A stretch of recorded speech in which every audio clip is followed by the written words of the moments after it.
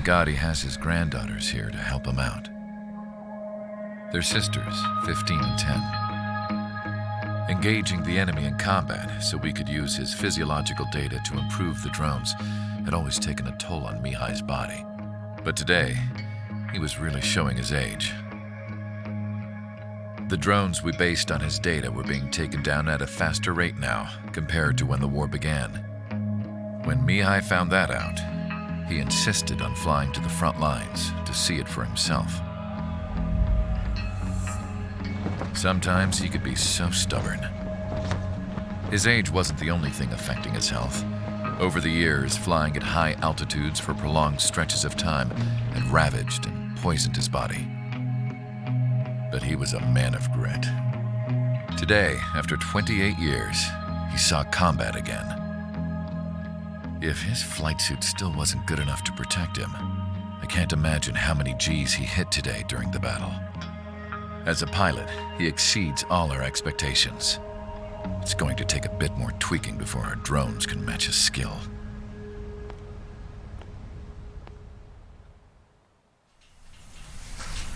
How penal is this penal unit, you ask?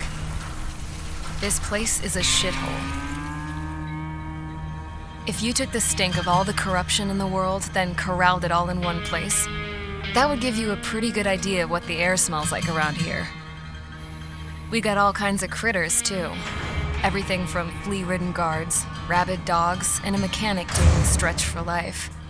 I can't forget the rats. Yeah, we got those. And some pilots who got their wings clipped, too.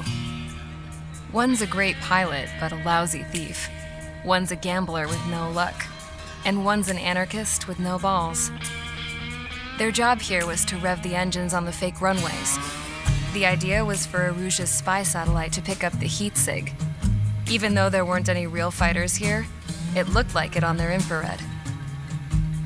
I bet you're wondering, if Aruja lost the war, how come they still have a spy satellite? 'Cause someone over there was smart enough to train a bunch of computer nerds to hack into half of Osia's satellites. That's how come. Every now and again, I'd try to bust out.